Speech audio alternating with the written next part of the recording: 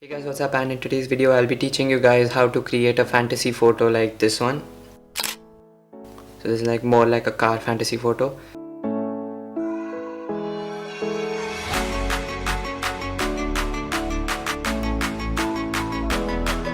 As you guys know, I did not show the entire shooting process because it was a pretty self-explanatory shoot. It is like a very basic photo. As you can see in the time lapse, I put the camera on the ground itself. I didn't even use a tripod or anything, and I just used my phone light to illuminate the subject, that is the car, which actually the image is quite overexposed. So if I do this shoot again next time, one thing I'll do is shoot on manual mode, because this time I was shooting on aperture priority. So I'll shoot on manual mode and I'll just keep it a little underexposed. As you can see, this is just way too overexposed.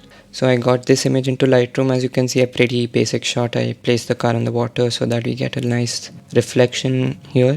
We'll do the basic adjustments in Lightroom itself. That is, probably I'll get the exposure down just a bit and the highlights just all the way down, because it was just way too overexposed and I needed just a soft light. And this is already looking way better than the original photo, as you can see. Maybe I'll just get the highlights back just a little bit, and obviously take the blacks down to add a little bit more contrast to the image, and I am pretty happy with that. So now let's just right click on this image and go to edit in and say edit in Photoshop CC 2019.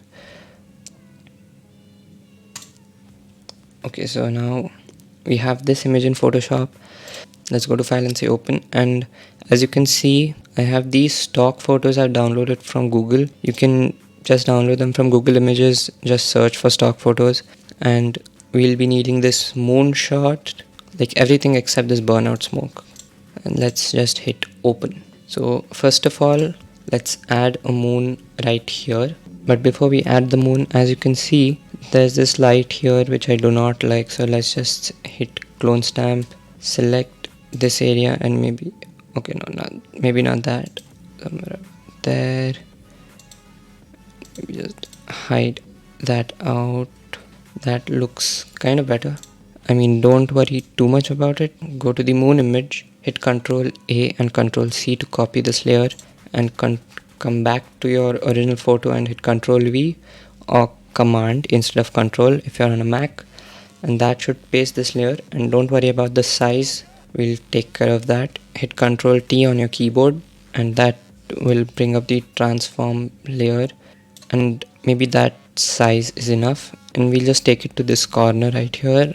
Maybe we'll place it over there, maybe a little bit, right? Yeah, and hit enter and select screen as your blending mode. Now as you can see, since it was a black background and stuff, most of it is gone, but you have this box type thing right here, so don't worry about that. Just click on the layer mask button right here, and that should bring this up. Select the brush tool, increase the size, and now just make sure black is the foreground color and just erase that.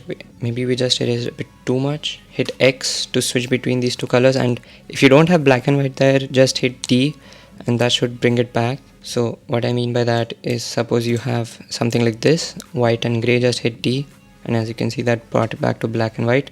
So now we'll select white as the layer and just paint in the highlights of this moon, as you can see, and just do that until you get rid of the box, and I'm pretty happy with that.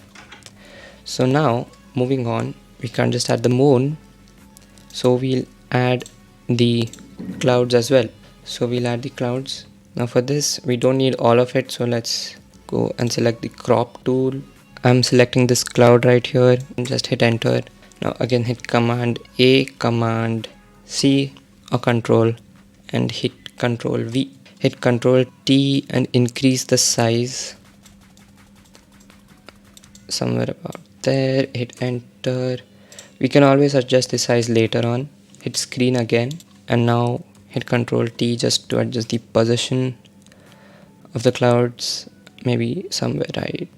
Maybe I'll keep this one right here. Yeah, maybe somewhere right there. hit enter. Again we need another layer mask so that we can get rid of this. Hit brush again, increase the size, and then just get rid of this box right there. Maybe that is fine. I think that is pretty good. Yeah, and maybe we can decrease the opacity just a bit, the fill or the opacity. I think both of them do the same thing. Hit Ctrl T on this layer because I like to move it just a bit over here, and I'm happy with that.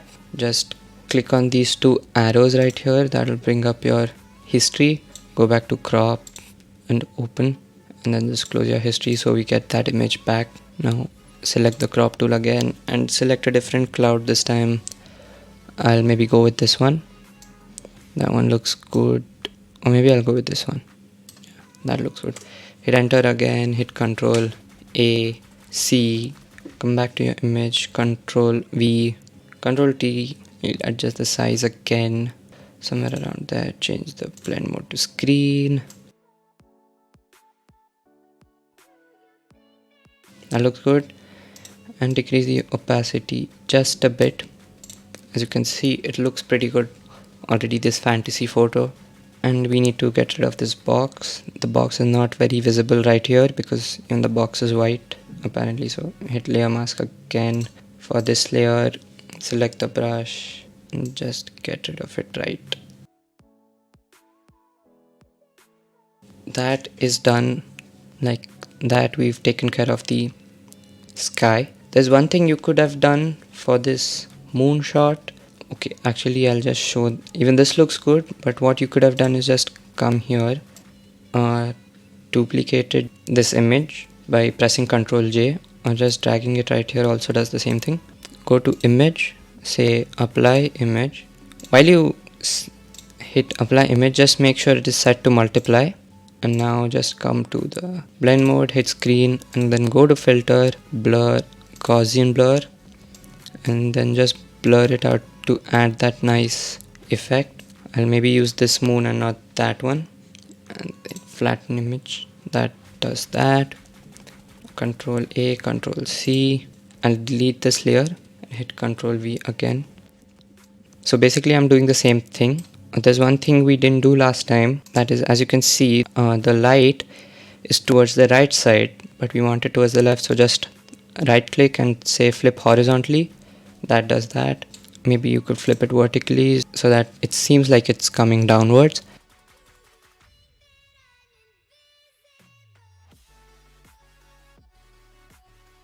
So as you can see, that looks much better. There's a lot more glow and a more fantasy look to the moon itself. Let's just add some fog. So just come here, Ctrl A, Ctrl C, the Ctrl V, and then Ctrl T to hit transform it. But as you can see, this fog is very blue, so just come to image adjustments and come to hue and saturation and get the saturation down to like, hit OK. Now that is just a white fog. Now we'll also get the opacity down to, I guess, about the fill down. Sorry, I'm saying opacity every time, but it's fill. Both of them do the same thing. You can also change the opacity. I just show it to you on this image right away to about 61%. That looks good. If you do the same thing with opacity, it does pretty much the same thing. So yeah, you could change anything, fill or opacity, and you'll get the same effect. Maybe I'll just get the fog a little bit down because the car is not very visible, something like that, and hit enter. Now let's select the other fog image, which is like right here. As you can see, there's a lot of negative space over here. So let's just get the other fog image.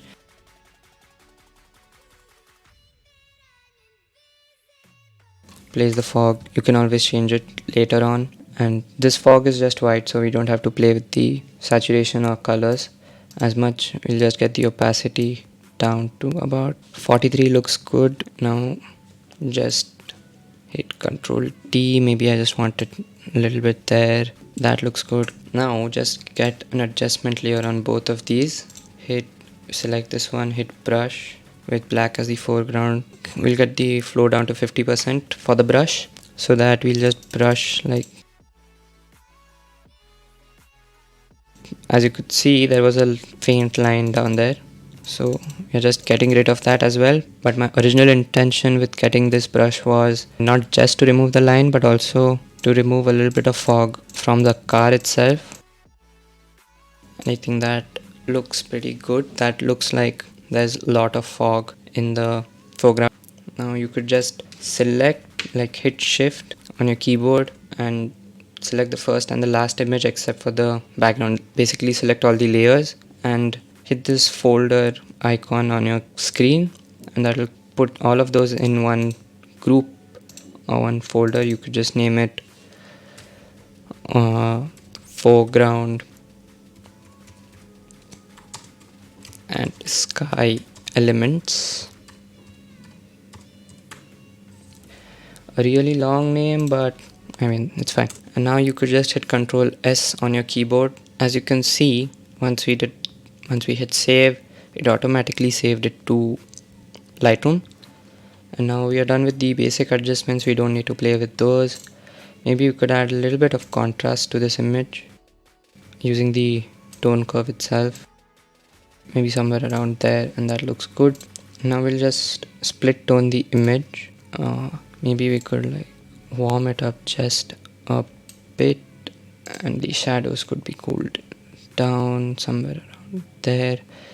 I think that looks good, and maybe we'll shift it more towards the shadows. And yeah, I mean just lens correction if you want to. There's no point in doing that now. We could warm the image up just a bit. This is your personal preference at this point, how you want to color your image. Now you could also add the autumn effect to the image, basically what we did with the moon.